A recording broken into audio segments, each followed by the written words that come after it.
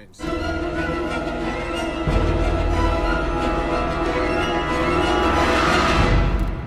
What did you just do? Like, Because that's signs, isn't it?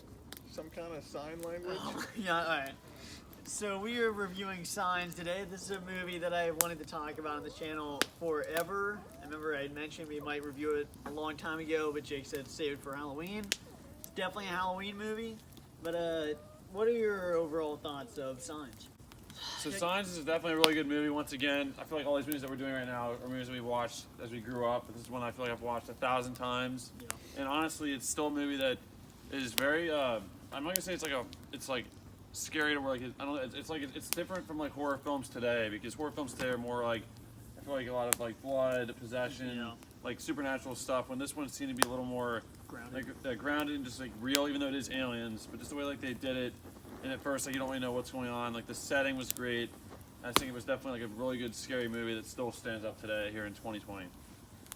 What are your overall thoughts of Signs? No, I really enjoyed Signs. Signs is a serious movie. It definitely relates to different things, but I enjoyed it. I thought it was a good, suspenseful, thriller-type scary movie that left a lot to your imagination, which I really enjoy. Kind of like Jaws did with not showing the shark a lot. You really didn't see these aliens that well until you got to the end, and I thought a lot of the stuff that, like I said, left it up to your imagination to fill in the sounds, the noises, the things like that, was really neat, and I thought it was a good movie. Yeah, I definitely think I agree with points made by both them, and definitely think this is one of my favorite movies. Definitely one of my favorite Halloween movies. But I definitely agree with Jake saying how it is more grounded. There's not as much crazy things going on like Dark Skies, where the aliens are like glitching through the walls and stuff, and like they're ghosts. These, they show they're real physical aliens, which makes it a lot more creepy to me. You know they're actually there. They're physically there. They're not these weird ghosts. And it is definitely really creepy from the atmosphere, the music, the acting is phenomenal. Basically everything about this movie is just perfect and really creepy. You want to bring up like a specific scene? Yeah, I mean, for me, there's a lot of scenes that definitely stick out as far as like ones that I remember the most. Like thinking about this film, like overall, I'd have to say one that really I feel like it's just the one. Whenever I hear Signs, I think of this one scene. It's the scene when a character named Merrill, who I think his name's can't really say his first name. It's named Phoenix. Joaquin Phoenix is watching this television, and it's like the way like the music is mixed with it, and like how it's like an older TV. Like it looks like it's like a real honestly, that's one thing I want to say really quick before I talk about this scene. Is like a lot of movies and like films today, the news sections just seem very fake. It doesn't seem like it's real news, but this it just seemed like it was a real station being played out in real time, and the way like the news anchor like went to this like film like this footage from someone's phone. And you see the alien. I think that's the first time you actually see the alien. I think full body shot. It's like the best shot you get of the alien at that point, or like of that race of aliens. And I feel like the music mixed with like the scene, it just kind of like and then at the end like it just kind of like stops, and you kind of like it just seems like a real threat going on. Like the world doesn't know what's going on.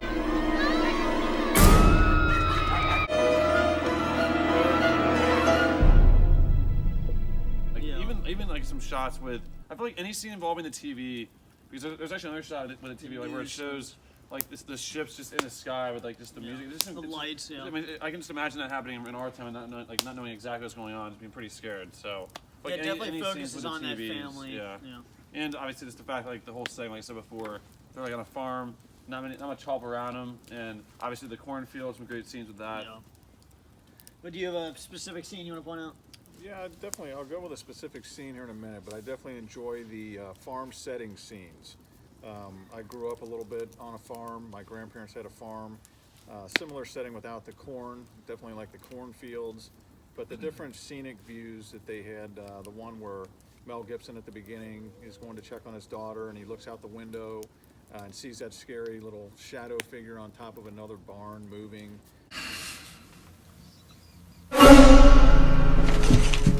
That definitely gripped you a little bit.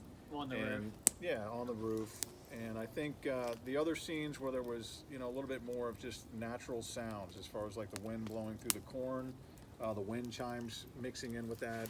Creepy alien sound. Yeah, definitely really creepy, and once again left a lot up to your imagination of what was out there. The suspenseful music mixed in definitely added some more to it that made it even better. So I think I'll go with that as far as for scenes. Yeah, the scene I definitely have to talk about is obviously the TV one is one of the creepiest scenes. It still gives me goosebumps today watching it.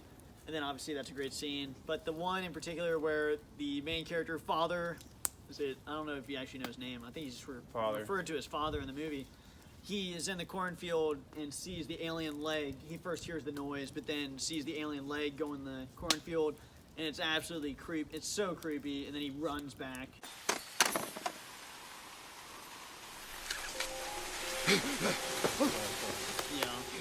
flashlight turns off, sees the leg. It's absolutely terrifying, and that is an excellent scene. And that's one that sticks out to me, definitely. I feel like the way that they shot the film, like not showing the aliens, really just once again. I feel like we just did a movie review about something similar to this, where it didn't show. I guess Jaws, where like they don't show the shark very much. Yeah. I feel like that just like leaves your imagination to like imagine what's going on. Like there's a scene where, like apparently one's in a closet, and you can kind of just imagine it there. Then also when they're boarding up the house, and just kind of like, I feel like the way that they executed that with, like the boards on the windows, and then like obviously once they were like having that dinner, like you could hear them on the rooftop and like going down the basement and then just all of that. So like the whole, once again, I feel like it was like scary in that sense, in a way like you weren't really seeing things, but you was hearing things, imagining things. I feel like movies like that can be a little more scarier in some aspects. Yeah, and I'll add in too, like I think the neat thing about this movie to me was some of these movies, these sci-fi movies, they make the aliens like out to be these impenetrable forces that you know you can't get to them, you can't beat them for the longest time, and all of a sudden the smallest thing, yeah, that might have messed that up, but the smallest things take them out. And I thought this movie, at least you had the creepy aliens around, but they had some.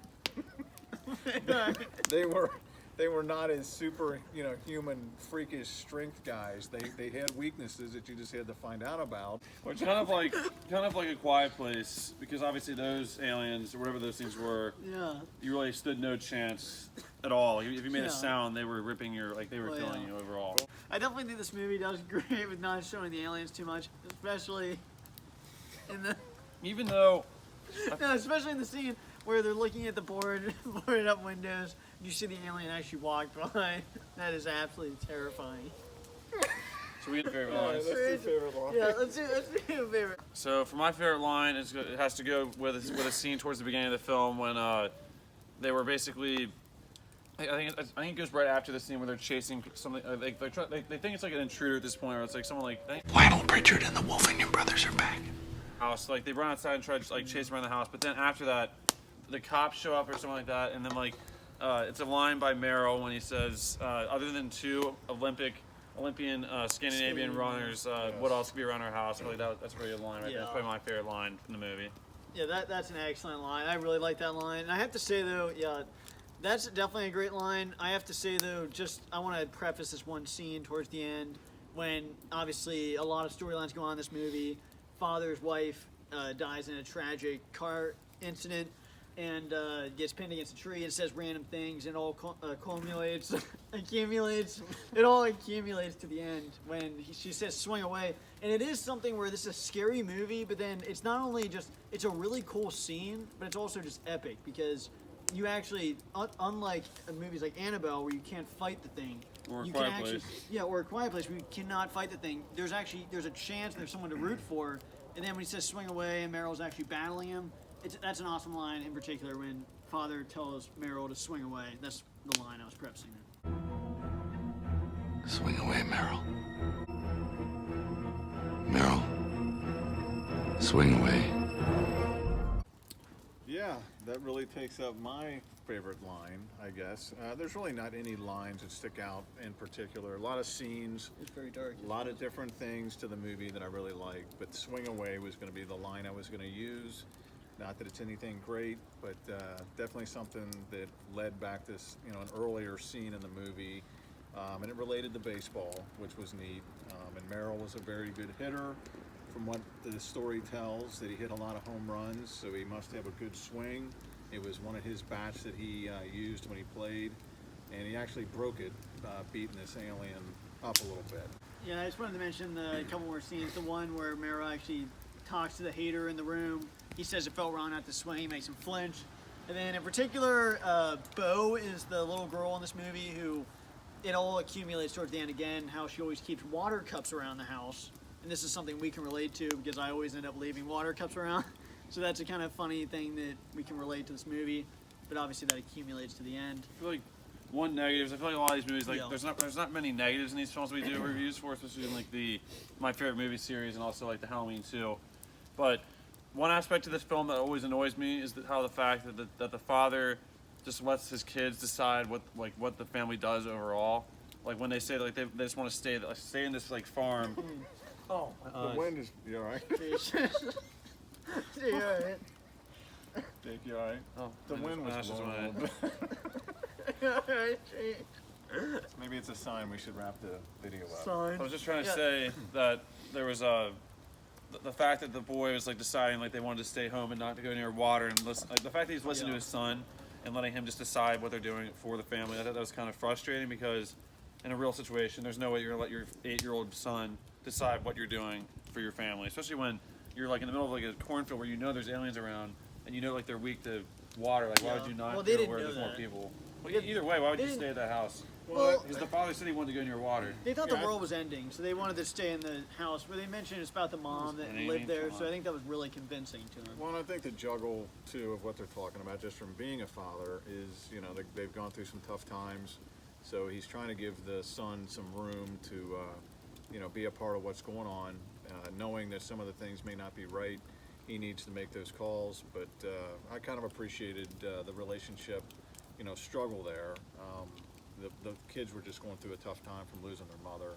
So it's obviously it was a tough time for him as well, not only for the Mel Gibson father part with his kids, but I think with his faith, which is another thing in this movie that Yeah, I was wanna bring going that on. up. But anyway, Well, yeah, I did want to bring that up because at the end of the movie, there's a lot of cool things you can look back on this movie and think about. And the one thing that everything happens for a reason, which I do believe, and that is a cool thing that happens at the end. That the one kid has asthma, and there's a scene where he can't breathe, and the light is really close right now, but he can't breathe, and he's basically suffocating at this one point. And so you think that's the bad thing, which is bad, but then the alien injection with the gas, but he couldn't get in his lungs because he had the asthma. So it all happened for a reason. That was a cool Easter egg at the end of this movie. But I guess to wrap it up, Lastly, this is definitely probably my favorite alien movie, Yeah. besides Alien maybe and like Aliens.